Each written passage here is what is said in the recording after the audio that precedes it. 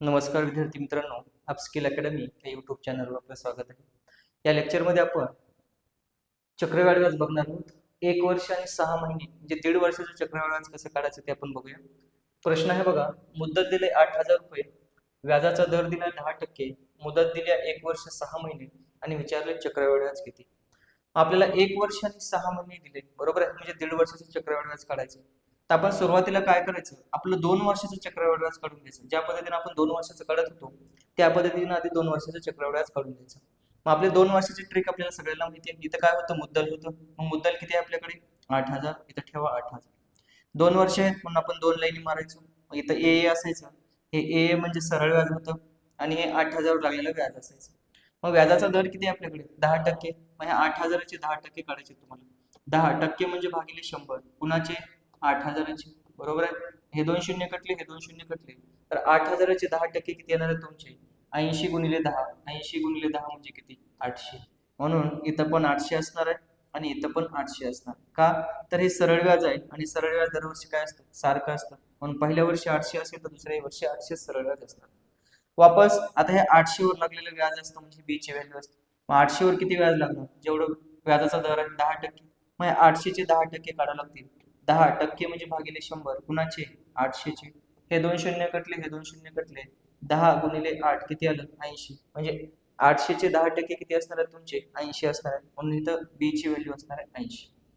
आता बघा, जर आपलं पूर्ण 2 वर्ष असतं, आपलं पूर्ण 2 वर्ष असतं तर हे आपलं चक्रवाढ व्याज आलं असतं पूर्ण 2 वर्षाचं. आपल्याकडे 2 वर्ष कंप्लीट नाहीयेत. किती वर्ष कंप्लीट आहेत, 1 वर्ष कंप्लीट आहे आणि दुसऱ्या वर्षातले 6 महिने. मग जेवढं वर्ष कंप्लीट आहे तेवढ्या वर्षाचं कंप्लीट व्याज लागेल. पूर्ण वर्ष 1 वर्ष आहे, 1 वर्षाचं पहिल्या वर्षाचं कंप्लीट व्याज लागेल आपल्याकडे 800, बरोबर आहे. आता बघा, जर दुसरं वर्ष कंप्लीट असतं तर दुसऱ्या वर्षाचं कंप्लीट व्याज लागलं असतं. मग मला सांगा, दुसऱ्या कंप्लीट वर्षाचं व्याज किती असतं, 800 प्लस 80 किती झालं, 880. कंप्लीट वर्षाचं व्याज असतं. परंतु आपल्याकडे दुसरं वर्ष कंप्लीट नाही. किती वर्ष, 6च महिने आहेत, म्हणजे व्याज सुद्धा 6च महिन्याचं लागेल. मग मला सांगा, 6 महिने त्याला वर्षात कन्वर्ट करण्यासाठी किती ना भागावं लागेल, 12 ना. म्हणजे 6 कसा, 6 दोन्ही 12. म्हणजे दुसऱ्या वर्षाचं जेवढं काही व्याज लागेल असणार आहे पूर्ण वर्षाचं, त्याच्या 1/2 एवढंच तुम्हाला व्याज भेटणार आहे.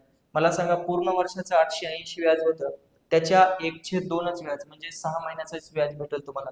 तर किती भेटेल मग, 2 चौक 8, 2 चौक 8 शून्य, म्हणजे 6 महिन्याचं व्याज किती भेटेल तुम्हाला, 440. कारण पूर्ण वर्षाचं व्याज दुसऱ्या 880 होतं, त्याचं अर्धच 6 महिन्याचं व्याज 440 भेटेल. तर असं 1 वर्षाचं 800 आणि 6 महिन्याचं 440, तर असं 1.5 वर्षाचं चक्रवाढ व्याज किती झालं तुमचं, 800 प्लस 440, 800 आणि 400 1200 आणि वरचं 40. म्हणून 1.5 वर्षाचं चक्रवाढ व्याज किती झालं, तर 1240 झालं. 1.5 वर्षाचं चक्रवाढ व्याज किती झालं आपलं, 1240. तर या पद्धतीने तुम्हाला 1.5 वर्षाचं चक्रवाढ व्याज काढायचं आहे. अजून एक एक्झाम्पल घेऊन आपण समजूया. बघा, मुद्दल दिलेला आहे तुम्हाला, मुद्दल दिलेली आहे 5,000, व्याजाचा दर दिला तुम्हाला 20%, मुदत दिली तुम्हाला 1 वर्ष 6 महिने आणि विचारलं चक्रवाढ व्याज किती असेल. काय काढायचंय, चक्रवाढ व्याज काढायचं. मग मी काय सांगितलं, 1 वर्ष आणि 6 महिन्यात पूर्ण 2 वर्षाचं आधी स्ट्रक्चर काढून घ्यायचं. मग पूर्ण 2 वर्षाचं स्ट्रक्चर आपल्याला माहिती आहे. इथं काय असतं, मुद्दल. आपल्याला मुद्दल दिलेलं आहे क्वेश्चन मध्ये, किती दिले, 5,000 दिले. 2 वर्ष आहेत म्हणून 2 लाईनी मारायच्या. व्याजाचा दर किती आहे, 20%. चला 5,000चे 20% काढा बरं. 20% म्हणजे काय, भागिले 100. कुणाचे, 5,000चे गुणिले 5,000 किती येतील, हे 2 शून्य कटले, हे 2 शून्य कटले. बघा, 5 दुनी 10 आणि वरचे 2 शून्य. 5,000चे 20% किती आले, 1000 आले. किती, 1000. इथंही 1000 असेल, इथंही 1000 असेल, कारण पहिला रो सरळ व्याज आणि सरळ व्याज दरवर्षी काय असतं, सारखं असतं. वापस हे 1000वर लागलेलं व्याज असतं म्हणजे बी. तर 1000चे 20% किती येणार, 20% म्हणजे भागिले 100. कुणाचे, 1000चे काढायचे. हे 2 शून्य कटले, हे 2 शून्य कटले. 10 गुणिले 20 म्हणजे किती, 200. 1000चे 20% किती आले, 200. ही बी ची व्हॅल्यू असते. आता बघा, आपल्याकडे 2 वर्ष कंप्लीट आहेत का, 2 वर्ष कंप्लीट नाहीत, पहिलं वर्ष कंप्लीट आहे. तर पूर्ण पहिल्या वर्षाचं व्याज लागेल 1000 रुपये. दुसरं वर्षाचं कंप्लीट वर्षाचं व्याज किती आहे, 1000 प्लस 200 1200. हे कंप्लीट वर्षाचं व्याज आहे. पण आपल्याकडे दुसरं वर्ष कंप्लीट नाही, 6च महिने आहेत.